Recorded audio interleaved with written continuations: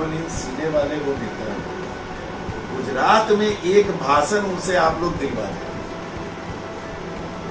उस दिन से हम भाजपा का झंडा उठा के घूमना शुरू कर। एक भाषण दिलवा दीजिए उनसे गुजरात में, कहीं छोटा सभा बड़ा सभा कहीं, कि हम गुजरात से एक ट्रेन पटना के लिए चलाए हैं, अब गुजराती श्रमिक भाइयों को जाने में पटना दिक्कत नहीं है।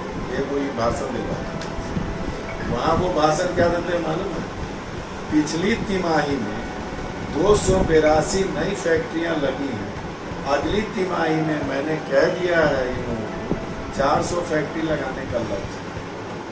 गुजरात में तो वो फैक्ट्री लगवाते हैं, सांसद बिहार ज्यादा देता है, लेकिन उनको यह बात मालूम है कि बिहार में विकास नहीं करना है, विकास करना है गुजरात, लेबर यहाँ से ले जाना। अब आइए इस बात का निपटारा, क्यों उनके दिमाग में यह बात सेट है कि 30, 31, 39 सांसद देने के बाद भी वो यहाँ पे काम नहीं करना चाहते हैं विकास में। इसलिए यहाँ के नेताओं ने जो अभी तक राज किया वो बिहारी भाइयों को अनपढ़ बना के रखा। पढ़ाई की व्यवस्था बेहतर हो जाएगी तब पढ़ लिख लेंगे। अनपढ़ जो है ज्यादा हिसाब किताब और क्वेश्चन नहीं पूछे, अनपढ़ बना के रखा, मजदूर बना के रखा, अगड़ा पिछड़ा में बांट के रखा। हमारे पढ़ने का प्रशांत किशोर ने इस बात को यही अलग जगाने के लिए पूरे बिहार में वो चले, लोगों को यही बताया कि जात चाहिए दामाद लाने, जात चाहिए बहू लाने, लेकिन वोट बेहतर को देना, बेहतर को वोट दीजिएगा तब मतदाता मालिक का चौखट होगा और सेवक वहाँ पे जाके उनको पढ़ाना।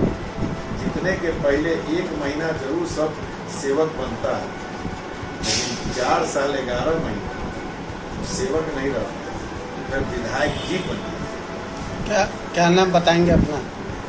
संजय केजरीवाल नाम हुआ, जनस्वराज का एक सिपाही हूँ, मुजफ्फरपुर 94 विधानसभा से भावी पद से। विरोधी का एक बयान आता है कि जनस्वराज के सूत्रधार प्रशांत किशोर जी हैं, वो राजनीति गलियानों का सबसे बड़ा दलाल है। इस बयान से क्या कुछ असर पड़ने जा रहा है चुनाव में? इसमें किस व्यक्ति ने क्या मतलब कहा? ऐसे अगर पूरा कोई व्यक्ति कहता है तो उसका नोटिस हम लोग नहीं लेते, लेकिन अगर कोई राजनीतिक दल से जुड़ा हुआ व्यक्ति अगर कहा हो तो उसका जवाब दिया। जहाँ तक सवाल है कि प्रशांत किशोर जी दलाल, प्रशांत किशोर जी 13.5 करोड़ बिहार वासियों के दलाल हैं। दलाल हर उस माँ बाप के हैं जो यह अलग जगाने चला है कि तुम्हारे बेटे को पढ़ाएंगे हम बिहार में। हर उस पत्नी के मांग के सिंदूर का दलाल है प्रशांत किशोर, तो उसके पति को रोजगार यहीं मिलेगा। हर उस परिजन, हर उस परिवार का दलाल है प्रशांत किशोर, तो उसके परिजनों का इलाज यहीं होगा। हर उस अन्नदाता किसान मालिकों का दलाल है, तो उनको कमाने वाली खेती कैसे कराई जाएगी उसकी सद्बुद्धि के साथ प्रशांत किशोर आया है। हर उस दिव्यांग, हर उस विधवा, हर उस बुजुर्गों का दलाल है। या 2000 पेंशन से कम नहीं चाहिए। 94 लाख मतलब 94 लाख बेरोजगार परिवारों का दलाल है, उनको रोजगार कैसे मुहैया करवाया जाए। 50 लाख बेघर दलित परिवारों का दलाल है, उनको 3 डिसमिल जमीन कैसे मिल जाए। दलाल तो है। तेजस्वी जी 2500 रुपया पेंशन किए थे। 2500 रुपया पेंशन कभी नहीं किए थे। उन्होंने कहा था कि माताओं बहनों को 2500 रुपया माई बहन योजना के तहत देंगे। उस पर क्वेश्चन है का, तो उस पर विपक्ष का ये भी कहना है कि उसी को लेकर के अभी चुनाव का सरगर्मी है, तो जनस्वराज के प्रशांत किशोर जी भी पेंशन बढ़ोतरी का घोषणा किया है। दोनों सर 2 क्वेश्चन है। तेजस्वी जी 2500 रुपया माई बहन योजना चला रहे हैं, मतलब उन्होंने अपना एक मैनिफेस्टो में डाला है कि महागठबंधन की सरकार आएगी तो बिहार की माताओं बहनों को 2500 रुपया महीना माई बहन योजना के तहत मदद के तौर पर दी जाए।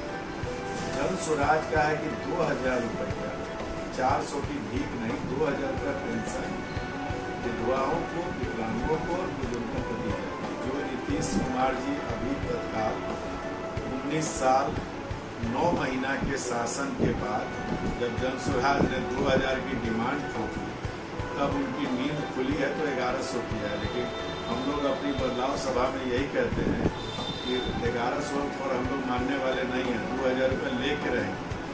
अब 2500 रुपये जो तेजस्वी जी जो माई बहन योजना के तहत कर रहे हैं, तो एक आंकड़ा आपको बताते हैं कि 5 करोड़ महिलाएं बिहार राज्य में 2500 रुपया से करीब 12,500 करोड़ रुपया एक महीने का कॉस्ट आएगा सरकार को। 1 साल का कॉस्ट आवेगा 1.5 लाख करोड़। इतना बजट 1 लाख करोड़ योजना बजट है। योजना बजट इसलिए हम कहते हैं, उसका मतलब समझ लीजिए कि उस बजट के अंतर्गत ही रोड, नाला, हेन तेन, पुल पुलिया, मतलब हॉस्पिटल, रंगाई पुताई, सामान खरीदना, मतलब सारी चीजों का बजट भाई 1 लाख करोड़ में। अब आपके पास है पैसा 100 रुपया और 150 रुपया का आपको घर से आदेश मिले सामान खरीद के लाना, तो 50 रुपये और भी 100 रुपया है घर खर्चा चलाने के लिए पूरा 1 महीना। और धर्म पत्नी जी आपसे कहेगी सुनिए ना 150 रुपया का एगो लिपस्टिक लेते हैं, तो 1 महीना भूखे भी रहना पड़ेगा और 50 रुपया का कर्ज भी बाजार वाले का आपके माथे पे हो। चूंकि महागठबंधन वालों के विषय में हम अपनी शब्दों की मर्यादा को बरकरार रखते हुए इतना ही कहेंगे कि वो लोग कितने पढ़े लिखे हैं, कितना उनका सिक्स सेंस काम करता है कि बजट है 1 लाख करोड़ का योजना का 1.5 लाख करोड़ का एक ही योजना हो अपने होने वाली सरकार पे जो भी स्वप्न है उसके ऊपर थोप रहे हैं। इस विषय पे आप खुद समझदार हैं और जनता जब सुनेगी तो वो अपने आप समझ जाएगी।